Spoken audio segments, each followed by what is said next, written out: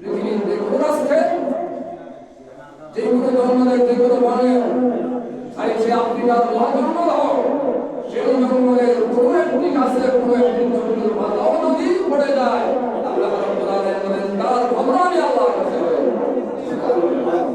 একটু চিন্তা করেন, গাছের ছোট একটি পাতা যদি পড়ে যায় সেটার খবর যদি আল্লাহ রাখেন, কোন ব্যক্তি কোন হোটেলে বসে, কোন পার্কে বসে, কোন বনে বসে অপরাধ করছে, কোথায় বসে নাচ করেছে, দোয়া করছে, রাতের কোন অন্ধকার অপরাধে লিপ্ত হয়ে গেছে, সেটার খবর কি আল্লাহ রাখেন না? পাতা পড়লে যদি সেটার খবর আল্লাহ রাখে, একজন মানুষ যদি কোনো হোটেলে গিয়ে অপরাধ করে, কোনো পার্কে গিয়ে যদি অপরাধ করে, অন্যায় করে, জেনা করে, ব্যভিচার করে, কাজ করে, জুয়া করে, তার খবর কি আপনার কাছে নেই? সব কিছু আল্লাহ রাব্বুল আলামিন বলেন, সব কিছু আমরা ছেলেকে শিখে নিতে পারি, মাটির সব কিছু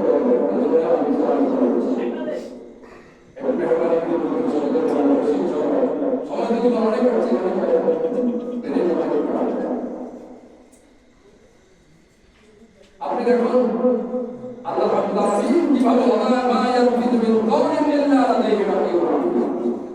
আপনি যা করেন সেটাও আল্লাহ তাআলার কাছে রেকর্ড হয়ে যায়, আপনি যা করেন সেটাও আল্লাহ তাআলার কাছে রেকর্ড হয়ে যায়, যা করেন সেটাও রেকর্ড হয়ে যায়, যা বলেন সেটাও রেকর্ড হয়ে যায়, কোনো কিছু ছাড় নাই, সব কিছু আল্লাহ দেখছেন, নিরীক্ষণ করছেন, মনিটর করছেন। আমার জিন্দেগিটা তার সামনে, আল্লাহ তাআলাকে ফাঁকি দেওয়ার কোনো ব্যবস্থা আল্লাহ তাআলা রাখেন। দুনিয়া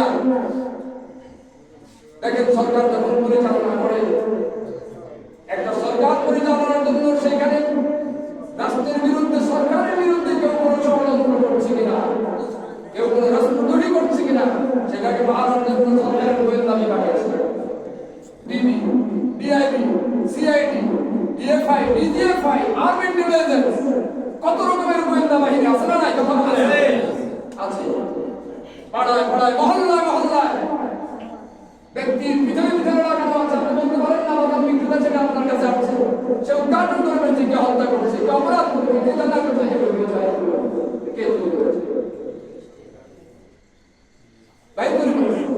কখনো রিক্সা চালক হয়, কখনো পার্টি বেঁধে ধর্মের সাথে আপনার সামনে আসছে, আপনি বলতে পারতেছেন না, আপনার সাথে কথা বলে সব সে গভর্নমেন্ট অফিসার আপনার থেকে সব তথ্য নিয়ে যাচ্ছে, আপনার সর্বনাশ আপনি বলতে পারছেন।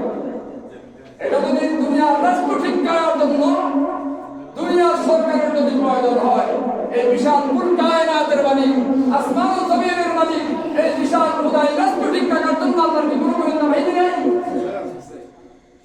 আল্লাহর গোয়েন্দা বাহিনী আছে, আমরা দেখি না, আমরা দেখি না। প্রতিটি পদক্ষেপে পদক্ষেপে, মুহূর্তে মুহূর্তে আমাকে আপনাকে নিয়ন্ত্রণ করছে। আপনি কি করছেন? আপনার প্রত্যেকটি কার্যক্রম কি হচ্ছে, মনিটর হচ্ছে, প্রত্যেকটি কাজের জন্য জবাব আপনার আদালতে দিতে হবে, সব নিয়ন্ত্রণ। দুনিয়ার সরকারের যদি, রাষ্ট্রের প্রয়োজনে সরকারের যদি এরকম বাহিনী থাকে, যে আল্লাহর বিশাল রাষ্ট্রের জন্য আল্লাহ তাআলার গোয়েন্দা বাহিনী আছে, প্রত্যেকটি মানুষকে নিরীক্ষণ করছে, বাঁচার কোনো ব্যবস্থা রাষ্ট্রের বাঁকে বাঁকে, রাস্তা মনে পড়ে আপনি দেখবেন সিসি ক্যামেরা নিয়ন্ত্রিত ডেড সিগন্যাল আছে না? ডেড সিগন্যাল, সিসি ক্যামেরা নিয়ন্ত্রিত ডেড সিগন্যাল। বাংলাদেশে অনেক মারা হয়, বিদেশের রাষ্ট্রগুলোতে দেখবেন আপনি রাত্রি গভীরে যান, 2টা-3টা রাত্রির কোনো রাস্তায় মানুষ নাই, কিন্তু রেড সিগন্যাল চলছে, রেড সিগন্যাল ক্রস করে। কেন করে না? কারণ প্রতিটি রেড সে জানে, ড্রাইভার বোঝে রেড সিগন্যালের সাথে কি আছে, অটোমেটিক সিসি ক্যামেরা লাগানোর ডিভাইস আছে, আছে কিনা নাই? সে জানে যদি আমি এই রেড সিগন্যাল ক্রস করে কিন্তু আবার স্পিড করে চলে যায়, তাহলে অটোমেটিক ক্যামেরা আমার স্ন্যাপ দিয়ে দিবে, ছবি তুলে নিবে, আগামীকাল আমার বিরুদ্ধে নোটিশ এসে যাবে, সমান এসে যাবে। আপনি আসুন, অমুক এরিয়া, অমুক নম্বরের গাড়ি, আপনি আমার অমুক ব্রেক সিগন্যাল ক্রস করে গেছেন, আমার আদালতে আসেন, জরিমানা দিয়ে দেন। কথা লিখতে হবে, রাস্তার ভাগে ভাগে গেছে। আল্লাহ রাব্বুল আলামিন মানব জীবনের পথে, মানব জীবনের পথের ভাগে ভাগে মনে মনে অসংখ্য অগণিত রেড সিগন্যাল লাগিয়ে দিয়েছেন। রেড সিগন্যাল লাগিয়ে দিয়ে বলেছেন না, তারপরে বলতে না, এটা একটি সিগন্যাল, মত পার করে না, করোনা স্পর্শ করিও না, এটা একটি সিগন্যাল, মিথ্যা কথা বলিও না, একটি সিগন্যাল, মানুষ হত্যা করে আরেকটি রেড সিগন্যাল, নিজেকে বেপরদায় রাখিও আরেকটি রেড সিগন্যাল। এইভাবে মানব জীবনের বাঁকে বাঁকে মনে মনে অসংখ্য রেড সিগন্যাল ওইখানে দেখুন রেড বর্ডার আছে, এইখানেও রেড বর্ডার আছে। এইভাবে আল্লাহ রাব্বুল আলামিন মানব জীবনের বাঁকে বাঁকে মনে মনে অসংখ্য রেড সিগন্যাল দিয়ে বলে যে তিলকা হুদুদুল্লাহ, এগুলো হলো আমার রেড সিগন্যাল, রেড বর্ডার, ওয়ালা তাকফারা তাহতাদুহা, আমার রেড সিগন্যাল তোমরা ক্রস করে এসে পড়ে। বাঁচার কোনো ব্যবস্থা নেই, নিজের জিন্দেগিকে নিয়ে আসো, হিসাবের মধ্যে নিয়ে আসো। আমি মুসাফির, আমি যখন চট্টগ্রাম প্রজেক্টে যাব, তার সঙ্গে চলে যাব, কমলাপুর রেল স্টেশন যাব, সেখানে ওয়েটিং রুম আছে, ওয়েটিং রুম, গাড়ি আসতে যতক্ষণ দেরি ততক্ষণ আমি বসি। এরপরে যখন গাড়ি আসে, লঞ্চ আসে, স্টিমার আছে, আমি উঠে চলে যাই, কথা কিনা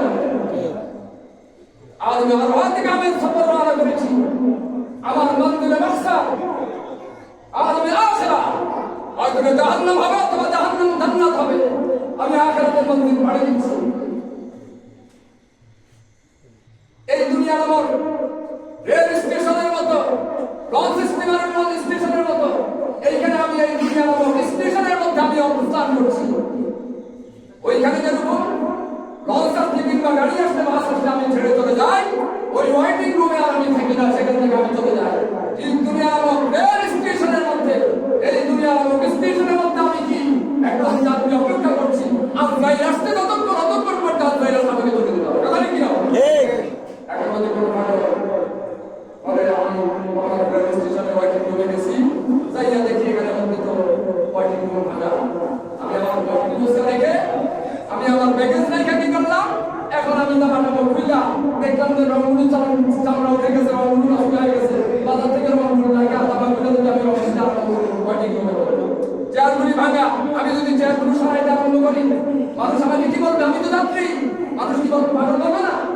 এখন বলবে নিজের দিকে ঘুরে, আমিও তো একদিন আখেরাতের যাত্রী, আমি এখন আমার ওয়েটিং রুম সাজাই, আমার বিল্ডিং ঘর সাজাই, খাট বরং সুন্দর, সোফাটা কত ধরনের হলো, কত দামি হলো, আমার খাট কত দামি হলো, টাইলস কি ধরনের হলো, মোজাইক কত সুন্দর হলো, এভাবে আমি আর বড় করে সাজাই। আমি এখন আমি আবার স্টেশন এই ওয়েটিং রুম সাজাই তার করেছি, সবাই পরিশ্রম করে চিন্তা করেছি, আমি আমার খবরটা কিভাবে সাজাইলাম, সেই খবর সাজাইলে আমি ভালো লাগলাম এটা একটু চিন্তা করে আমার জিন্দগি এভাবে চলবে, প্রতিটি মুহূর্তের হিসাব আল্লাহর আদালতে আমাকে দিতে হবে, প্রতিটি সেকেন্ডের হিসাব আল্লাহর আদালতে আমাকে দিতে হবে। আমি কোথায় যাবো, কার কাছে যাবো? নিজের নফসকে, নিজের জিন্দগিকে একটু হিসাব করি, আমার জিন্দগিকে একটু প্রশ্ন করি।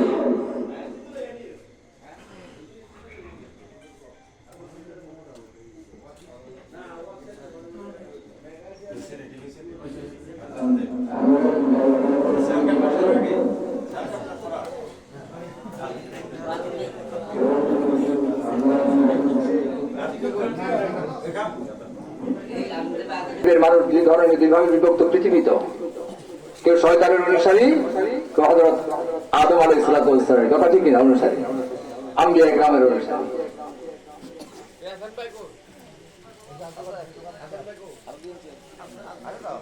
আপনি দেখুন বনি আদমকে আল্লাহ তাআলা কত সম্মানিত করছে, কিসের কারণে? ঈমান এবং ইসলামের কারণে। ঈমান এবং ইসলামের কারণে আল্লাহ রাব্বুল আলামিন মানুষকে সম্মানিত করেছেন। আদম আলাইহিস সালাম যখন পৃথিবীতে আসলেন, শেষ করে দিচ্ছেন সামনে আসার সময় আল্লাহ ইহবিতু মিনহা জামিআন ফাইম্মা ইয়াতিয়ান্নাকুম মিন্নি হুদা ফামান তাবিআ হুদায়া ফালা খাউফুন আলাইহিম ওয়া লা হুম ইয়াহজানুন। এখন আসছে দুনিয়াতে, আমার পক্ষ থেকে হিদায়াত, ঈমান, ইসলাম যাবে, তোমরা যদি এটা অনুসরণ করো, এই কোরআনুল কারীমের অনুসরণ করো, হিদায়াতের অনুসরণ, তাহলে তুমি কামিয়াব। ফালা খাউফুন আলাইহিম ওয়া লা হুম ইয়াহজানুন, তোমার কোনো ভয় নাই। যদি শয়তানের অনুসারী হয়, আল্লাহ রাব্বুল আলামিন ছোট্ট একটি কথা বলে শেষ করছি। শয়তানকে আল্লাহ তাআলা সৃষ্টি করলেন, বনি আদমকে সৃষ্টি করছেন। আদম আলাইহিস সালামকে যখন সৃষ্টি করলেন, সৃষ্টি করে বললেন কি, উসজুদু লি আদম, আদমকে সিজদা করো। হযরত আদম আলাইহিস সালামকে সৃষ্টি করার পর বললেন উসজুদু লি আদম, তোমরা উপস্থিত যত ফেরেশতা আছে সবাইকে বললেন আদমকে সিজদা করো। ফাসাজাদু ইল্লা ইবলিস, ফেরেশতারা সিজদা করছেন, তবে ইবলিস করে নাই।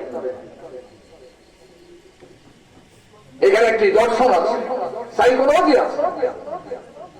আজকে আমাদের সমাজে বহু মানুষ আছে যারা কি করে, কোন বিপদে পড়লে ওই সিলেটের শাহজালাল মাজার, মঈনুদ্দিন সৃষ্টির মাজার, বিভিন্ন মাজারে মান্নতি মানে কিনা বলে মান্নত যায়, ফিরসা বলে ফিরসাবের কাছে যায়, যাইয়া সিজদা করে, মাজারে সিজদা করে মান্নতি মানে। এগুলো শিরক, জায়েজ নাই। আল্লাহ তাআলা বনি আদম, হযরত আদমকে সৃষ্টি করার পর সর্বশ্রেষ্ঠ সৃষ্টি ফেরেশতাকে বললেন সিজদা করার জন্য। ফেরেশতাকে আদম আলাইহিস সালামকে সিজদা করাইয়া বলে দিয়েছে, ও বনি আদম, তোমরা আমার জন্য, ওটা মাখলুক তোমাদেরকে ইবাদত করছে, কিন্তু তোমাদেরকে রাখছে আমার জন্য, সুতরাং তোমার এই কপাল মূল্যবান মাথা আমি আল্লাহ তাআলার কারো সামনে নত হবে না। কথা কি না মানে? সেদিন থেকে শিরক লজ্জায় মরে গেছে। আর এখন বনি আদম আল্লাহকে সিজদা বাদ দিয়ে কবর পূজা করে।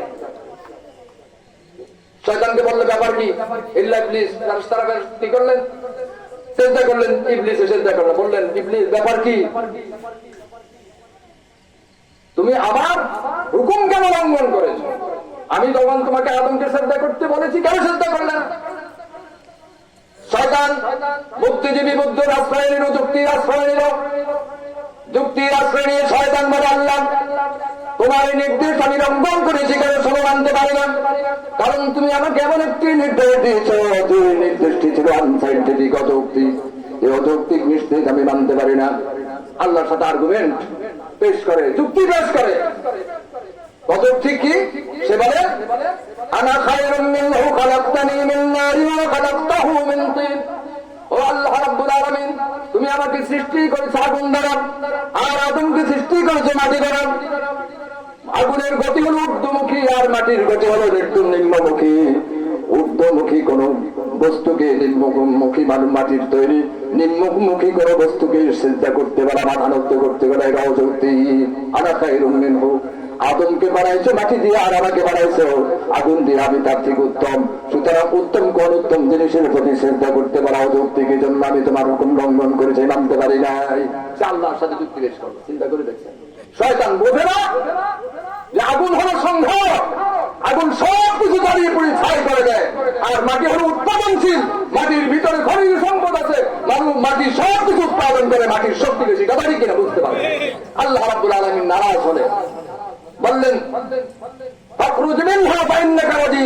তুই মরদুদ, তুই আমার হুকুম লঙ্ঘন করেছ, তুমি আমার জান্নাত থেকে, আমার দরবার থেকে বের হয়ে যাও। বের করে দিলেন। আপনারা দেখেন এখানে একটি জিনিস, হযরত আদম আলাইহিস সালামও কিন্তু একটি আল্লাহর হুকুম লঙ্ঘন করেছে বলে, আর শয়তানও আল্লাহর হুকুম লঙ্ঘন করেছে। শয়তান আল্লাহর হুকুম লঙ্ঘন করে, সেই মালউন এবং অভিশপ্ত হয়ে দুনিয়াতে শয়তান হয়তো নাস্তিক হয়ে গেল। আর আদম আলাইহিস সালাম আল্লাহর হুকুম লঙ্ঘন করে নবুয়তের মর্যাদা নিয়ে নবী হয়ে পয়গম্বর হবে পৃথিবীতে আসলো। কথা ঠিক কিনা বলে? এমনটা হবে কেন? দুইজনেই আল্লাহর হুকুম লঙ্ঘন করেছে, শয়তানও আল্লাহর হুকুম লঙ্ঘন করেছে, আর হযরত আদম আলাইহিস সালামও কি করছে? আল্লাহর হুকুম লঙ্ঘন। কিভাবে? আদম আলাইহিস সালামকে সৃষ্টি করলেন, হাওয়াকে সৃষ্টি করলেন, সৃষ্টি করলেন উসকুনু ইয়া আদামু আনতা ওয়া যাওজুকাল জান্নাহ ওয়া কুলা মিনহা রাগাদান হাইসু শি'তুমা ওয়া লা তাকরাবা হাযিহিশ শাজারাতা ফাতাকুনা মিনাজ যালিমিন। বললেন আদম, জান্নাতে তুমি থাকো, বসবাস করো, আমার জান্নাতের যত রকম ফল ফলাদি বৃক্ষরাজি আছে, নাজনেমা সব তুমি ভোগ করো। ওয়ালা তাকরাবা হাযিহিশ শাজারা, তবে ওই গাছের কাছেও যাইও না, ওই গাছের কাছে। আদম আলাইহিস সালাম কি করলেন? ওই গাছের কাছে গেলেন, নিষিদ্ধ ফল ভক্ষণ করলেন, আল্লাহর হুকুম লঙ্ঘন করলেন। শয়তান আল্লাহর হুকুম লঙ্ঘন করে অহংকার বসে যুক্তি প্রদর্শন করল, আল্লাহর সামনে আর্গুমেন্ট পেশ করলেন। আদম আদম আলাইহিস সালাম আল্লাহ হুকুম লঙ্ঘন করলেন। তিনি চিন্তা করলেন, তিনি ইচ্ছা করলে আল্লাহর সামনে যুক্তি পেশ করতে পারতেন, তিনি যুক্তি পেশ করেন নাই, শয়তানের মতো বুদ্ধির আশ্রয় নেন নাই। তিনি চিন্তা করলেন, হয়রান হয়ে গেছে, আমি যে আল্লাহর হুকুম লঙ্ঘন করলাম, আল্লাহ যদি আমাকে প্রশ্ন করে আমি কি জবাব দিব? কানতে কানতে সারসার হয়ে যাচ্ছে। তিনি যদি ইচ্ছা করতেন বলতে পারতেন আল্লাহ, তিনি যুক্তি দিতে পারতেন আল্লাহ, এই জান্নাতে এতগুলো নেয়ামত আমাকে ভোগ করার জন্য পারমিশন দিয়েছ, এতগুলি ফলফলাদির গাছ ভক্ষণ করার অনুমতি দিয়েছ, সবগুলির গাছ তৈরি করেছ, আমাকে খাবার জন্য অনুমতি দিয়েছ। এমন একটি গাছ কেন তুমি সৃষ্টি করলা যে গাছের ফল খাওয়া যাবে না? এরকম একটি গাছ বানাইয়া আমাকে, কারণ আমি না হয় তোমার হুকুম লঙ্ঘন করেছি, তুমি এরকম একটি গাছ বানাইয়া আমার বিপদে কেন ফালাইলা? কথাটি কিনা বলতে পারতে পারে নাই, কারণ আদম আলাইহিস সালাম বুঝতে পেরেছেন এই মহাশক্তিধর আল্লাহ রাব্বুল আলামিন, আল্লাহ রাব্বুল আলামিনের সামনে কোন যুক্তি ধরে না, বুদ্ধির আশ্রয় ধরে না, কোন আর্গুমেন্ট পেশ করা যাবে না। আমি অপরাধ করে ফেলেছি, মহাশক্তিধরের সামনে দুর্বলের আর্গুমেন্ট চলে না, যুক্তি চলে না। মহাশক্তিধরের সামনে যদি কোন দুল ব্যক্তি বাঁচতে হয়, বাঁচার উপায় হলো একমাত্র তার সামনে সারেন্ডার করে দেওয়া। কথাটি কিনা বলে? মহাশক্তিধর আল্লাহর সামনে কোন যুক্তি চলে না। এজন্য আদম আলাইহিস সালাম বুদ্ধির আশ্রয় নেন নাই, যুক্তির আশ্রয় নেন নাই। তিনি কি করলেন? সেই মহাশক্তিধর আল্লাহর সামনে তিনি চিন্তা করলেন, যদি সবরের সামনে দুর্বল বাঁচতে হয়, বাঁচার একমাত্র পাঁচ হলো কি সারেন্ডার করে দেওয়া। কথাটি কিনা? আল্লাহ প্রদত্ত জ্ঞান দিয়ে ঠিক আল্লাহ রাব্বুল আলামিন হযরত আদমকে প্রশ্ন করলেন, আদম তুমি আমার হুকুম লঙ্ঘন করলে কেন? আদম আলাইহিস সালাম তার আল্লাহ প্রদত্ত জ্ঞান দিয়ে তিনি কি করলেন? চিৎকার করে বললেন, রব্বানা যালামনা আনফুসানা ওয়া ইল্লাম তাগফির লানা ওয়া তারহামনা লানাকুনান্না মিনাল খাসিরিন। তিনি বললেন, আল্লাহ আমি আমার নফসের উপর জুলুম করে ফেলেছি, তোমার হুকুম লঙ্ঘন করে। যালামনা আনফুসানা ওয়া ইল্লাম তাগফির লানা, তিনি কথা বলেন না আমার শুধু মাফ করে দাও, কথা বলে নাই। আদম আলাইহিস সালাম আল্লাহ প্রদত্ত জ্ঞান দিয়ে বললেন, আল্লাহ শুধু মাফ করলে হবে না, যতক্ষণ না পর্যন্ত আবার পূর্বের মতো স্নেহের দৃষ্টিতেও আমার প্রতি রহমতের দৃষ্টি না তাকাও, তাহলে আমি ক্ষতিগ্রস্ত হয়ে যাবো। কথা কি? আল্লাহর কাছে সারেন্ডার করতে হবে। ইবলিস আল্লাহর কাছে সারেন্ডার করে নাই। হযরত আদম আলাইহিস সালাম ভুল করেছেন, কিন্তু সারেন্ডার করে ফেলেছেন, তওবা করে ফেলেছেন। আল্লাহ রাব্বুল আলামিন যখন এই কারণে বললেন, রব্বানা যালামনা আনফুসানা ওয়া ইল্লাম তাগফির লানা ওয়া তারহামনা লানাকুনান্না মিনাল খাসিরিন। আল্লাহ রাব্বুল আলামিন হযরত আদম আলাইহিস সালামকে maaf করে দিলেন, তার তওবা কবুল করলেন। শুধু তওবা কবুল করে নাই, নবুয়তের মর্যাদা দিয়ে পৃথিবীতে মানুষের কাছে পাঠিয়ে দিলেন। কথা ঠিক কিনা? এজন্য শয়তান ইবলিস আল্লাহর হুকুম লঙ্ঘন করে, সারেন্ডার না করার কারণে, অহংকার করার কারণে তাকে ইবলিস শয়তান বানাইয়া দুনিয়াতে অভিশপ্ত বানাইয়া পাঠিয়ে দিলেন। আর হযরত আদমও ভুল করেছেন, কিন্তু তিনি সারেন্ডার করে আল্লাহর কাছে ক্ষমা প্রার্থনা করেছেন। আল্লাহ শুধু ক্ষমা করেন নাই, আল্লাহ তাআলা আদম আলাইহিস সালামের তওবাকে কবুল করে নবুয়তের মর্যাদা দিয়ে মানুষের হেদায়েতের জন্য পাঠিয়ে দিয়েছেন। এজন্য আমরা বলি, আদম শয়তান আমাদের কাছে উৎপেতে বসে আছে আমাদের জিন্দেগিকে বরবাদ করার জন্য। শয়তান বলে, আমি বনি আদমের কবর ভেঙে দেই অপরাধ করতে করতে। এক পর্যায়ে বনি আদম কি করে? সেই তওবা করে আমার কবর ভেঙে দেয়। তওবা হলো বনি আদমের জন্য প্রতিষেধক। মানুষ যখন অসুস্থ হয় তখন অ্যান্টিবায়োটিক কোর্স প্রয়োগ করে, প্রতিষেধক কোর্স প্রয়োগ করে। ঠিক মানুষ যখন গুনাহগার রাতের গভীরে ওঠে, রাতের গভীরে উঠে যখন আল্লাহর সামনে হাত তুলে বলে, রব্বানা যালামনা আনফুসানা ওয়া ইল্লাম তাগফির লানা ওয়া তারহামনা লানাকুনান্না মিনাল খাসিরিন। চোখের পায়ে পানি ছেড়ে দিয়ে যখন আল্লাহর দরবারে কি করে? কান্নাকাটি করে। আল্লাহর নবী বলে, চোখের পানি নাকে রদ্দে গাছতে না আসতে আল্লাহ রাব্বুল আলামিন বান্দাকে ক্ষমা করে দেয়। দুনিয়ার একটি নিজাম আছে, নিয়ম আছে। সকালবেলা যখন হয় মার্কেট গুলো খুলে যায়, দোকান গুলো খুলে যায়, হাট বাজার খুলে যায়, মার্কেট খুলে যায়। দিন যতই বাড়তে থাকে মার্কেট গুলো চলতে থাকে, খুলতে থাকে। বিকাল আসর যখন হয়ে যায়, সন্ধ্যা যখন ঘরে যায়, রাত যখন হয়ে যায়, তখন মার্কেটগুলো, দোকানগুলো ধীরে ধীরে বন্ধ হয়ে যায়। কথা ঠিক কিনা বলেন? সারাদিন চলতে থাকেন।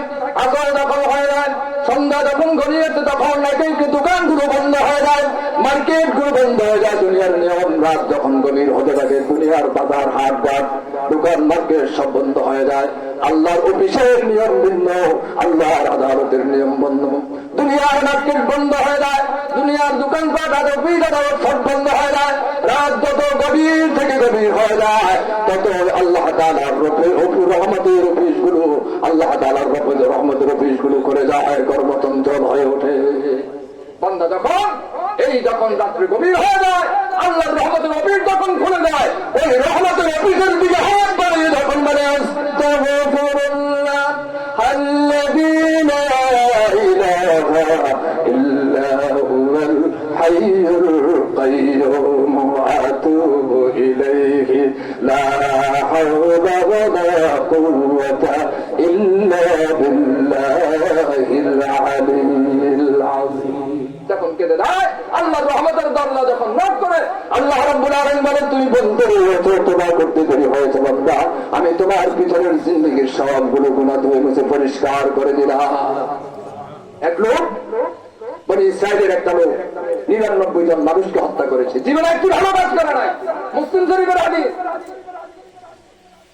হত্যা করার এক পর্যায়ে তার অনুশোচনার জাগ্রত হলো।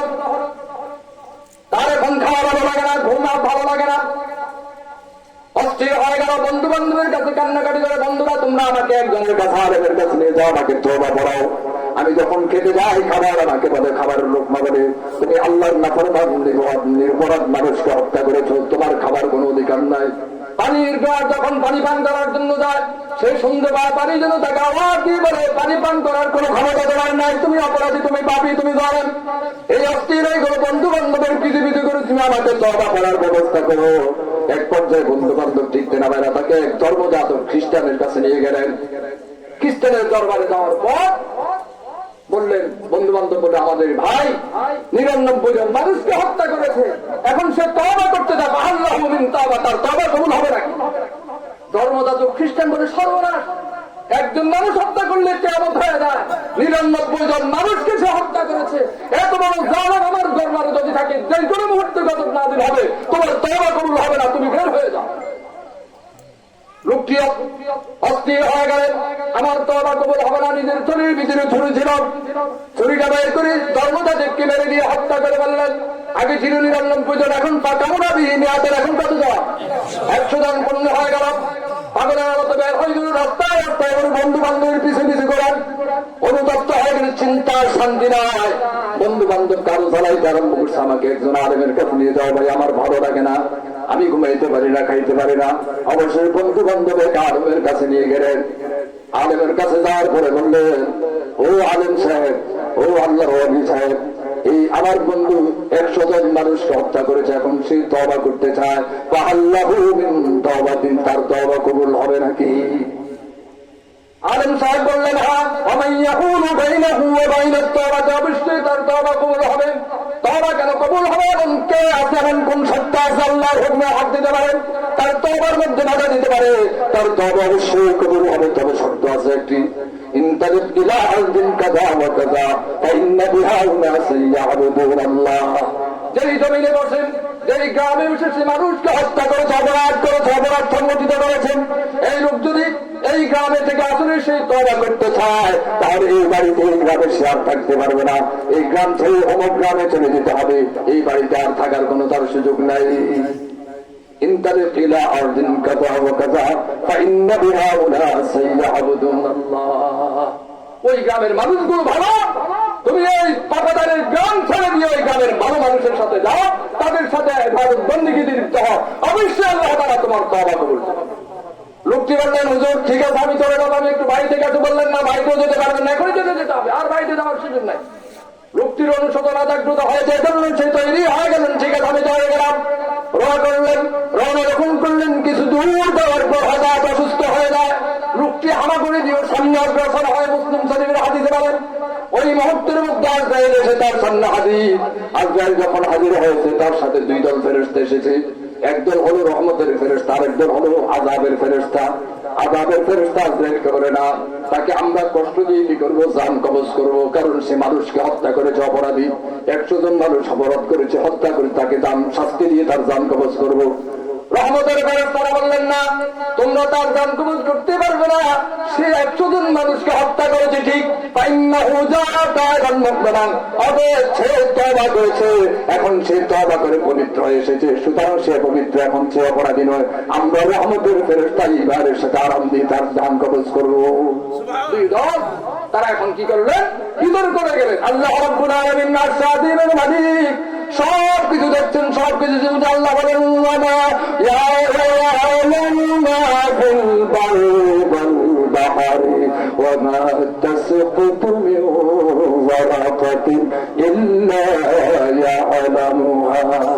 জল এবং স্থল, পৃথিবীর যে কোন জায়গায় যা কিছু সংগঠিত আল্লাহ দেখেন। আর সাদিমের মালিক ফেরেশতাকে বলে, ও ফেরেশতা, তুমি তো জিবরাইল চলে দাও, এই দুই দল ফেরেশতার মধ্যে তুমি মীমাংসা করে দাও। মানুষের সুরত ধরে যে পড়া এই রাষ্ট্রের বললেন, ব্যাপার কি, তোমরা ঝগড়া কারো না। আযাবের ফেরেশতারা বললেন, দেখেন চাচা শোনেন, মানুষের সুরত ধরে আসতে পরিচয় দেয় নাই। বললেন, দেখেন এই লোকটা 100 জন মানুষকে হত্যা করেছে, আমরা আযাবের ফেরেশতারা তাকে বেঈমান বানাইয়া শাস্তি দিয়ে জান কবজ করবো। রহমতের ফেরেশতারা বলেন, শোনেন চাচা, যদিও না কিছু অপরাধী ছিল, 100 জন মানুষকে হত্যা করেছে, কিন্তু আল্লাহ তাআলা তার তওবা কবুল করবেন। ফাইন্নাহু তাইবান মুকবারান, সে তো তওবা করে এসেছে, সে তার বাড়িতে পর্যন্ত যায় নাই। ওই ফাইন্না বিহা উনাসান ইয়াবুদুনাল্লাহ, ভালো হওয়ার জন্য তওবা করেছে, এখন ভাড়া করেছে, তার তওবা কবুল, সুতরাং তাকে আমরা শাস্তি দিয়ে নয়, আমরা রহমতের ফেরেশতারা আবার সেই আইমান সে তার জান কবজ করব। এখন মীমাংসা কিভাবে হবে? এক কাজ করো, লোকটা যেই গ্রাম থেকে যেই গ্রামের উদ্দেশ্যে রওনা করেছে দূরত্ব মাপো। যদি অপরাধের গ্রাম কাছে থাকে এখনো, তাহলে তাকে অপরাধী গণ্য করে তোমরা আযাবের ফেরেশতারা দান কবজ করিও। আর যদি ওই নেককার ভালো মানুষের গ্রাম কাছে হয়, তাহলে তাদের অন্তর্ভুক্ত করে তাদেরকে কি করিও, তার দান কবজ করিও রহমতের ফেরেশতারা। এখন মাপার ব্যবস্থা হলো। তখন আসলে লোকটি মাত্র রওনা করে, যে এখনো যেই গ্রামের উদ্দেশ্যে রওনা করেছে সেই গ্রামের দিকে আল্লাহ রাব্বুল আল্লাহ তাআলা জমিনকে কি করে নির্দেশ দিলেন, ফামাদাল্লাহু ইয়া, জমিনকে অপরাধীর গ্রাম অনেক দূরে ফেলে দিয়েছেন, আর যে ভালো গ্রাম তাকে নিকটস্থ রয়েছে।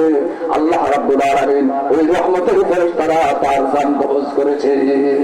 মানুষ যখন তওবা করে, অপরাধ সংঘটিত হওয়ার পর মানুষ বলতে ভুল করবে, অপরাধ করবে, মানুষ যখন তওবার হাত আল্লাহর দরবারে আদালতে বাড়ি দিয়ে বলে, আস্তাগফিরুল্লাহ আল্লাযী লা ইলাহা ইল্লা হুয়াল হাইয়ুল কাইয়্যুম ওয়া আতুবু ইলাইহি লা হাওলা ওয়া লা কুওয়াতা ইল্লা বিল্লাহ। বিশ্বকবি কবি সম্রাট আল্লামা ইকবাল রাহমাতুল্লাহ আলাইহি বলেন, दिल से जो रात निकलते हैं असर रखते हैं, पर नहीं ताकत परवाज़ मगर रखती है। दिल থেকে যদি আসে কোনো বাড়ি প্রভাব উত্তর শুনেছায়, বানালাটা কুদ্দওয়ার তবু যে উর্দওয়ার তকদরায়, দিলের গভীরতা দিয়ে যদি আল্লাহ রাব্বুল আলামিনের ভয় সামনে নিয়ে একবার আল্লাহ বলে ডাকবে, আল্লাহ রাব্বুল আলামিন বলে, দুনিয়ার কোনো মানুষ শুনে নাই, দুনিয়ার কোনো রাজা বাদশা শুনে নাই, দুনিয়ার কোনো সরকার শুনে নাই, ও আমার গুনাহগার বান্দা, আমি তোমার আরশের মালিক, তোমার আওয়াজ শুনেছি, আমার তোমার জিন্দেগীর গুনাহ মাফ করে দিলাম, সব মাফ করে দিলাম। তওবা এটা হলো প্রতিষেধক। সুতরাং আমাদেরকে প্রতিনিয়ত তওবা করতে হবে।